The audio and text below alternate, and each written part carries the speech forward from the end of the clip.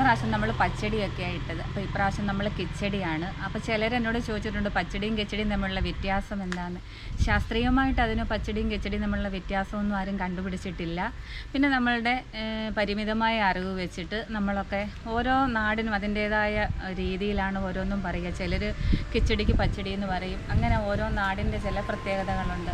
അപ്പോൾ നമ്മുടെ പരിമിതമായ അറിവ് വെച്ചിട്ട് നമ്മൾ പച്ചടി എന്ന് പറയുമ്പോൾ അത് കുറച്ച് സ്വീറ്റ്സ് ആയിട്ടുള്ള മധുരമാണ്. അതായത് നല്ലപോലെ പഴുത്ത മത്തങ്ങ, പപ്പായ, കപ്പളങ്ങ അല്ലെ കർമൂസ എന്ന് പറയും, പപ്പക്കായ എന്ന് പറയും, പിന്നെ പൈനാപ്പിൾ, ഏത്തപ്പഴം, ഇതൊക്കെ വെച്ചിട്ടാണ് നമ്മൾ പച്ചടി തയ്യാറാക്കുന്നത്. അതിലേക്ക് നമ്മൾ കുറച്ച് ശർക്കരയും കൂടെ ആഡ് ചെയ്യും. പിന്നെ അതിന് മഞ്ഞ കളറാണ്, ഇത്തിരി മഞ്ഞളും കൂടെ നമ്മൾ ചേർക്കാറുണ്ട്. കടുകും ചതച്ചിടും. രണ്ടിനും ചിലരൊക്കെ കടുക് ചതച്ചിടും. അപ്പം ഞാൻ ഇന്ന് ചെയ്യുന്നത് കിച്ചടിയാണ്, വെണ്ടയ്ക്ക കിച്ചടി. വെണ്ടയ്ക്ക കിച്ചടി എങ്ങനെയാണ് തയ്യാറാക്കുന്നത് വെച്ചാൽ 10-15 വെണ്ടയ്ക്ക എടുത്താൽ നമുക്കൊരു 10 പേർക്ക് സൈഡ് ഡിഷായിട്ട് നമുക്കത് സെർവ് ചെയ്യാനുണ്ടാവും. അപ്പോൾ അത് നന്നായിട്ടൊന്ന് വഴറ്റി ഫ്രൈ ചെയ്തെടുത്ത ശേഷം അധികം പുളിയില്ലാത്ത തൈരിനകത്തോട്ട് നമ്മൾ ആഡ് ചെയ്യുകയാണ്. കിച്ചടിക്ക് കുറച്ച് പുളിയാണ് മുന്നോട്ട് നീക്കുക, പച്ചടിക്ക് മധുരം. അതാണ് പച്ചടിയും കിച്ചടിയും തമ്മിലുള്ള വ്യത്യാസം. അപ്പോൾ ഇന്നത്തെ വെണ്ടയ്ക്ക കിച്ചടി നമുക്കൊന്ന് വീഡിയോ കണ്ടു നോക്കൂ നിങ്ങൾ. അപ്പോൾ വെണ്ടയ്ക്ക കിച്ചടിക്ക് വെണ്ടയ്ക്ക ഞാൻ ഒരു 15 എണ്ണത്തോളം ഇതുപോലത്തെ ചെറിയ വെണ്ടയ്ക്കയാണ് അതെടുത്ത് കട്ട് ചെയ്ത് ഇതേപോലെ ഈ ഒരു കൺസിസ്റ്റൻസി കട്ട് ചെയ്തെടുത്തിട്ടുണ്ട്. അപ്പോൾ അത് നമുക്ക് നന്നായിട്ട് ഫ്രൈ ചെയ്തെടുക്കണം. നമുക്ക് മാറ്റി വയ്ക്കാതെ. പിന്നെ അതിൻ്റെ കൂടെ ഞാൻ ഇതുപോലൊരു മുറി തേങ്ങ, ചെറിയ മുറിയുടെ തേങ്ങ, 3 പച്ചമുളകും കൂടെ നല്ല ഫൈൻ പേസ്റ്റായിട്ട് മിക്സിയിൽ അരച്ചെടുക്കുന്നുണ്ട്. ഇത് നമുക്ക് കടുക് താളിക്കാൻ, ഇതിനോട് 1 സ്പൂൺ കടുകും കൂടെ. പിന്നെ ഞാൻ തൈര്, നല്ല കട്ടി തൈര്, മോരല്ല, ഇളക്കി എടുത്തിട്ടുണ്ട്. ഇങ്ങനെ ഇതാക്കി ഇളക്കി എടുത്തിട്ടുണ്ട്, കട്ടയ്ക്കുള്ള തൈരല്ല. അപ്പം അത് ആ ഒരു കട്ടത്തൈരല്ല നമുക്ക് വേണ്ടത്. ഇതുപോലെ ഒന്ന് ലൂസാക്കി എടുക്കണം. എന്നാൽ മിക്സിക്കകത്ത് നമ്മൾ അടിച്ചെടുക്കാൻ പാടില്ല. കൈ കൊണ്ടൊന്ന് അല്ലെങ്കിൽ വിസ്ക് കൊണ്ടൊന്ന് അടിച്ച് ഒന്ന് ചെറുതാക്കി ഒന്ന് ലൂസാക്കി എടുക്കണം. ഈ ഒരു ബൗളിന് 2 ബൗൾ തൈരാണ് ഞാൻ എടുക്കുന്നത് വെണ്ടയ്ക്ക കിച്ചടിക്ക്. അപ്പം ഞാൻ ചീനച്ചട്ടി വയ്ക്കട്ടെ.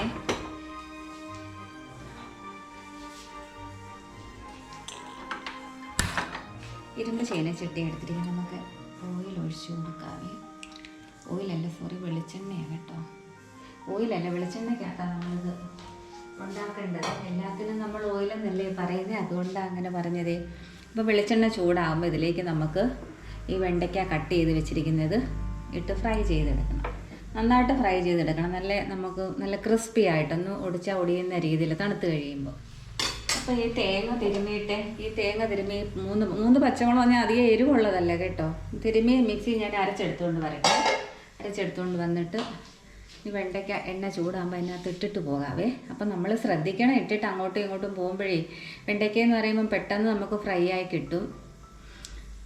കഴിഞ്ഞ ഓണത്തിന് ഞാൻ ഏത്തപ്പഴം പച്ചടി അങ്ങനെയൊക്കെ വെച്ചിട്ടുണ്ടായിരുന്നു. പിന്നെ ബീറ്റ്റൂട്ട് കിച്ചടി ഇതെല്ലാം വെച്ചിട്ടുണ്ട്, വെള്ളരിക്ക കിച്ചടി ഇതെല്ലാം വെച്ചിട്ടുണ്ട്. അപ്പോൾ അതിനകത്ത് നിങ്ങളോടാകാത്ത കാര്യങ്ങൾ, അതിനകത്ത് ചേർക്കാൻ പറ്റാത്ത കാര്യങ്ങളാണ് ഇപ്രാവശ്യത്തെ ഓണത്തിനിടുന്നത്. അപ്പോൾ കാണാത്തവരുണ്ട് എൻ്റെ കുട്ടിമാളൂസ് നാടൻ കിച്ചണിൻ്റെ ലിങ്കിൽ നോക്കിയാൽ മതി. വീഡിയോ എല്ലാം പോസ്റ്റ് ചെയ്തിട്ടുണ്ട്. കാണാത്തവരുണ്ട് കാണണം. അവിയലും സാമ്പാറും പരിപ്പും എല്ലാം കൊടുത്തിട്ടുണ്ട് നമ്മളെ കൊണ്ട് പറ്റും ഇത്. ഇതൊന്ന് ഫ്രൈ ആയി വരട്ടെ. അപ്പോഴത്തേനും ഞാൻ തേങ്ങയൊക്കെ അരച്ചെടുത്തിട്ട് വരാം. നമ്മുടെ വെണ്ടയ്ക്ക ഏകദേശമായി വരുന്നുണ്ട്. ആ സമയത്ത് ഞാൻ തേങ്ങ അരച്ചെടുത്തിട്ടുണ്ട്, തേങ്ങയും പച്ചമുളകും കൂടെ. അധികം പുളിയില്ലാത്ത തൈരാണ് സാധാരണ നമ്മളിതിന് യൂസ് ചെയ്യുന്നത്. വെണ്ടയ്ക്ക ആണെങ്കിലും പിഞ്ച് വെണ്ടയ്ക്ക ആയിരിക്കണം. പൊട്ട് വെണ്ടയ്ക്ക എന്ന് പറയില്ലേ, അതായിരിക്കണം. മൂത്ത വെണ്ടയ്ക്കയൊന്നും നമ്മൾ എടുക്കരുത്.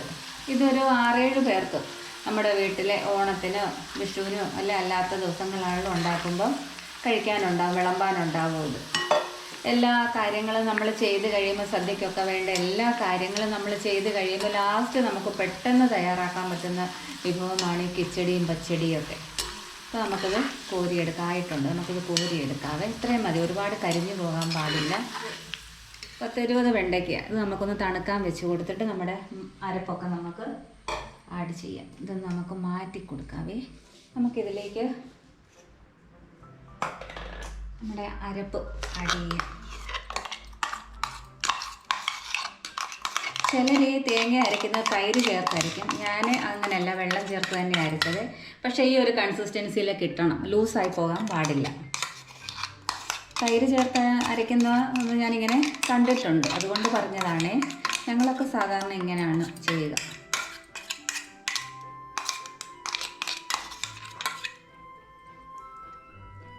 രണ്ട് ബൗള് തൈരാണ് ഞാൻ ഇതിലേക്ക് ഒഴിക്കുന്നത്. അധികം പുളിയില്ലാത്തത്. 2 ബൗള് തികച്ചെടുത്തിട്ടില്ല. നമുക്ക് വേണേൽ പിന്നെ ചേർത്താൽ മതി. ഇതിൻ്റെ ഒരു അളവ് നോക്കിയിട്ട്. വെണ്ടയ്ക്ക കുറച്ചല്ലേ ഉള്ളൂ നമുക്ക്.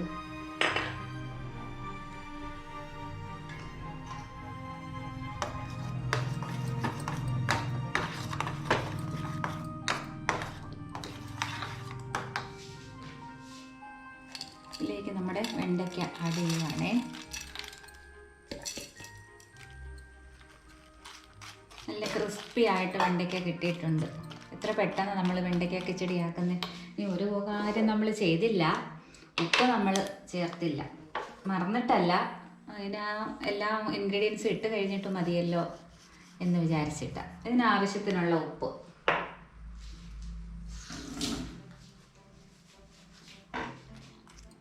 ഉപ്പ് നോക്കണം നമ്മൾ, പാകമാണോ.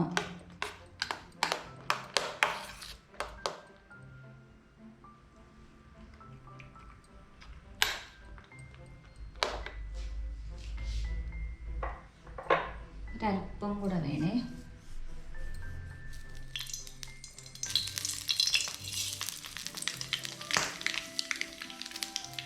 അത് പൊട്ടിയ ശേഷം നമുക്ക് വറ്റൽമുളകും.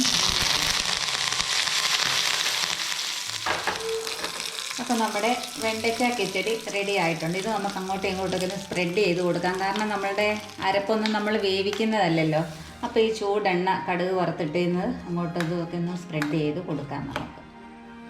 അപ്പം നമ്മുടെ വെണ്ടയ്ക്ക കിച്ചടി റെഡി ആയിട്ടുണ്ട്. അപ്പോൾ എല്ലാവരും ഇതൊന്ന് ട്രൈ ഔട്ട് ചെയ്യുക. ട്രൈ ഔട്ട് ചെയ്തിട്ട് നിങ്ങളുടെ ഫീഡ്ബാക്ക് കമൻസിലൂടെ അറിയിക്കുക. അപ്പോൾ നല്ല നല്ല വീഡിയോസുമായിട്ട് നമുക്ക് വീണ്ടും കാണാം. Thank you. ബൈ.